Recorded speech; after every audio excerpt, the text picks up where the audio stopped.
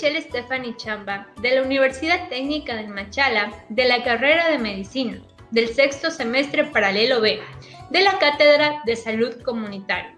Y el día de hoy hablaremos sobre la educación para la salud en la práctica médica.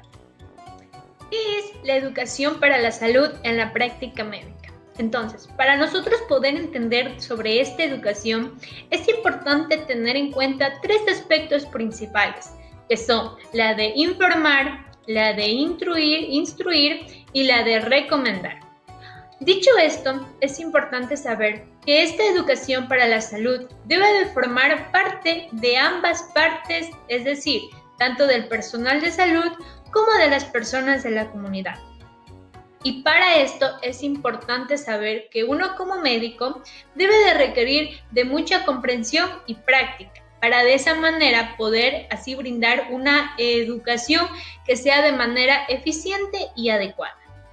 Ahora, es importante saber que para educar a las personas es importante poder escuchar de una manera atenta y adecuada, para así nosotros poder entender la información que nos está brindando y así determinar si es factible o no. Ahora, algo importante que se debe de mencionar es que uno como médico no debe de tomar las decisiones por sí mismo, sino que debe de acudir directamente hacia la persona para de esa manera poder escuchar sus necesidades y así brindarle una educación que le pueda ser factible y entendible. Continuando se explicará cada uno de estos aspectos, los cuales iban a conllevar a poder tener una correcta educación de la salud. Como primero tenemos el de informar. Tenemos que este principio principalmente se iba a enfocar en las explicaciones que el médico le iba a brindar a su paciente. Es necesario recalcar que estas explicaciones que el médico le dé deben de ser bien estructuradas y bien sencillas para que el paciente pueda entender. Cuando nos referimos a estructuradas, hace referencia a una explicación que debe de constar de una introducción, de un desarrollo y de una conclusión. Algo también importante que se debe de resaltar es que una vez que el médico termine con su explicación, es necesario que le realice unas preguntas a su paciente, como por ejemplo, ¿la explicación que le he brindado le ha sido útil? ¿Fui claro con lo que le expliqué? En el caso de que sus síntomas llegase a persistir, es necesario que realice una nueva consulta. Y es aquí, es importante resaltar que esta etapa va a ser muy importante para que se pueda llevar a cabo los demás aspectos en cuanto a la educación de la salud para el paciente. Como segundo aspecto tenemos el de instruir, y para eso se plantea un ejemplo que dice: María es una niña de 7 años de edad. La mamá de María consulta a Levi's por una crisis asmática que presentaba. El médico, después de colocarla, le explica a su madre de cómo utilizar la bombilla. De acuerdo a este ejemplo, aquí tenemos que el rol del médico no solamente va a constar de indicarle a mamá de María de cómo utilizar esta bombilla, sino que debe de indicarle a su mamá de qué es el asma y qué medidas puede hacer para prevenirla, además de indicarle la importancia de poder utilizar el salbutamol de una manera regular. Aquí es importante que el médico sepa enumerar las acciones que se va a realizar. Y para esto es necesario que el médico sepa utilizar métodos que le permitan al paciente lograr comprender, ya sea mediante una demostración visual. Tenemos que este aspecto de instruir no solamente se va a basar de una comunicación unilateral, sino que aquí el paciente debe demostrar unas verdaderas ganas de poder aprender cosas nuevas, también de presentar una gran voluntad y las condiciones necesarias para poder realizar lo que el médico le recomienda. Como último aspecto tenemos el de recomendar, y para eso se ha planteado un ejemplo que dice: la señora Elvira Núñez, de 40 años de edad, es obesa desde su infancia. Su madre de 65 años, que padecía de diabetes mellitus, murió hace 2 meses debido a un accidente cerebrovascular. La señora Elvira Núñez asiste al consultorio para el resultado de su examen general de orina, ya que se sospecha de una infección. En la preconsulta se le diagnostica que tiene una presión arterial de 170/95.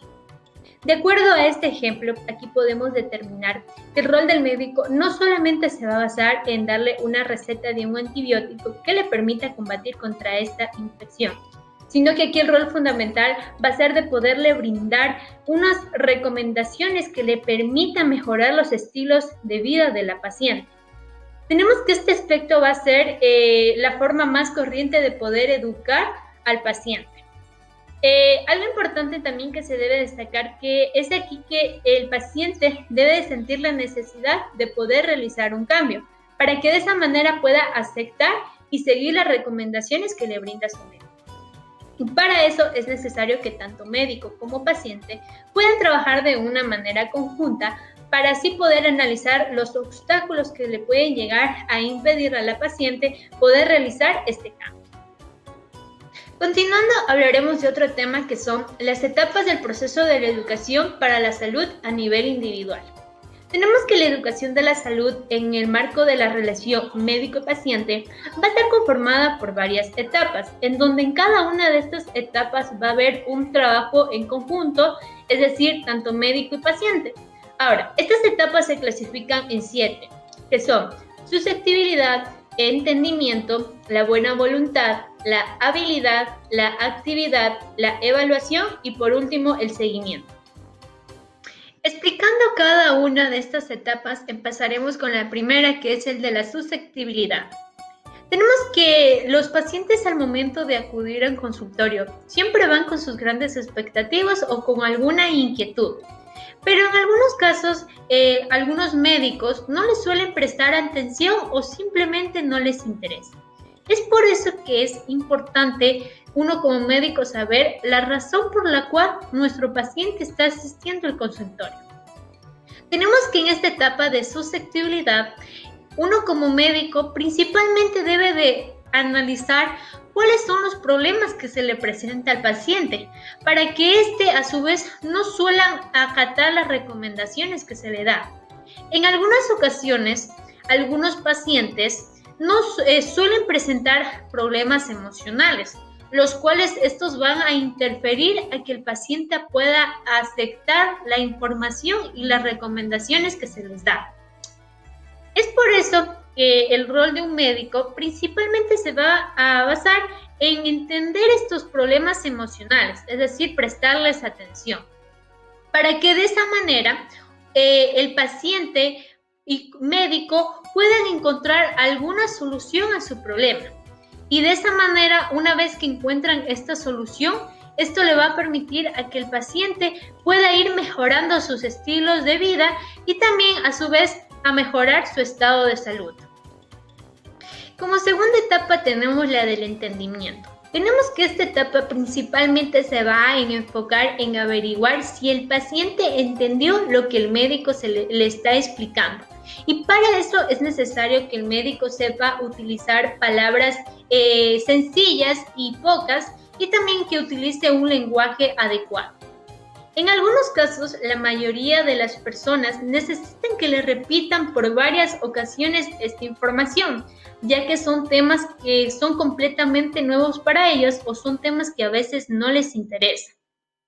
Tenemos que el rol fundamental de un médico en esta etapa va a ser de averiguar lo que el paciente sabe sobre su enfermedad, para que de esa manera él sepa tomar medidas que puedan influir de una forma positiva en estos problemas de salud, para así de esa manera luego poderle explicar los demás detalles de su enfermedad.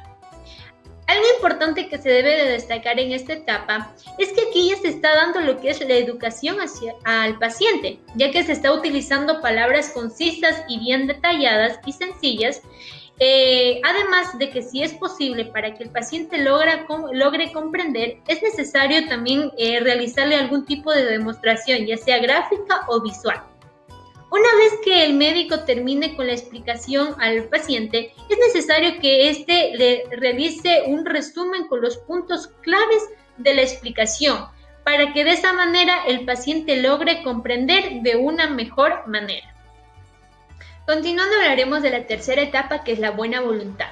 Esta etapa principalmente se va a enfocar en las actitudes que vaya a tomar el paciente, es decir, si el paciente está de acuerdo en aceptar las instrucciones, las recomendaciones y la información que le brinda su médico.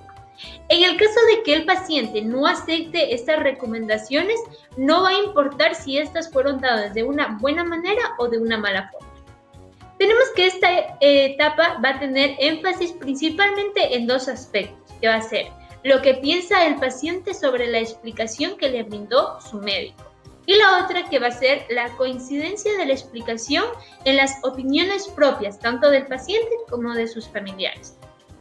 Es por eso que es de sumamente importancia que se evalúen las ventajas y desventajas que se pueden llegar a presentar, para que de esa manera el médico pueda escuchar las ideas o las preguntas que el paciente tenga, sin dejar al lado sus recomendaciones, para que de esa manera se pueda dar un cambio de actitud de una manera mucho más fácil y también poniéndole mucho énfasis o mucha atención al rechazo que puede llegar a presentar durante esto el paciente. Continuando, hablaremos de la cuarta etapa, que es la de habilidad. Tenemos que esta etapa principalmente se va a enfocar en analizar las destrezas que va a presentar el paciente para poder llevar a cabo este cambio de actitud en la práctica.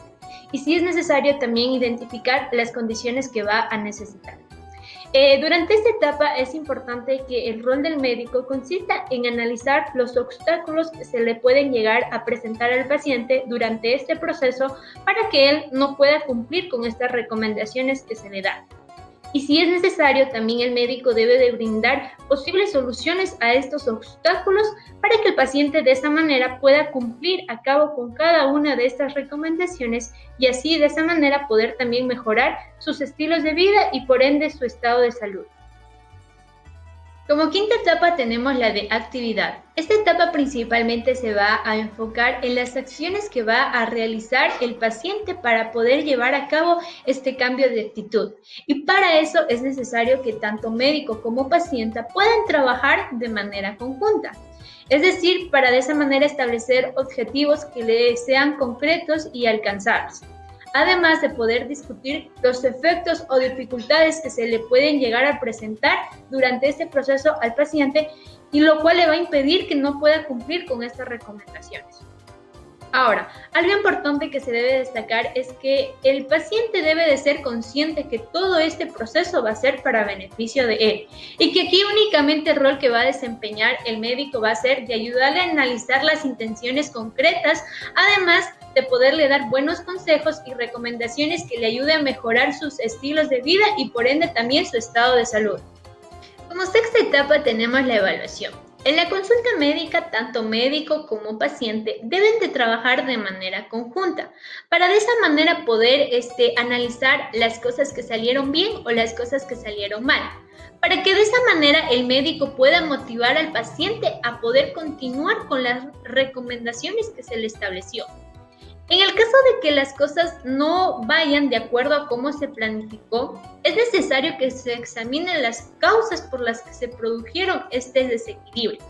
Y para eso es necesario tener en cuenta dos aspectos. La primera, que va a ser la existencia de ciertos factores, los cuales van a estar asociados con el ambiente del paciente y los cuales pueden llegar a ser responsables de que algo no funcione. Y la otra, que va a ser los nuevos compromisos por establecer. Algo importante en esta etapa es que el médico debe de brindar información o alguna otra información extra la cual permita enrumbar al paciente sobre la dirección que se requiere. Posiblemente es necesario que el médico deba de poner mucha más atención en estos factores que van a llegar a dificultar o pueden llegar a facilitar este proceso. Como último tenemos la etapa del seguimiento. Cada una de las 6 etapas ya mencionadas, las cuales iban a intervenir en la educación del paciente, iban a estar asociadas con una intervención específica por parte del médico. Para que se dé un correcto cambio de actitud, es necesario que el paciente pueda seguir cada uno de los alineamientos que se le estableció. Pero en algunos casos, en la práctica, esto no suele suceder, debido a que el paciente en cada consulta va a ir con una desmotivación. Es por eso es necesario que el médico en cada consulta pueda ir motivando a su paciente.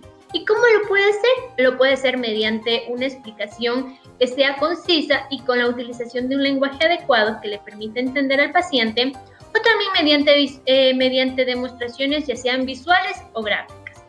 Muy frecuente existen los casos en que los comportamientos anteriores que ha presentado el paciente puedan volver. Es por eso es necesario que el médico pueda reconsiderar estos aspectos ya en las últimas etapas del proceso.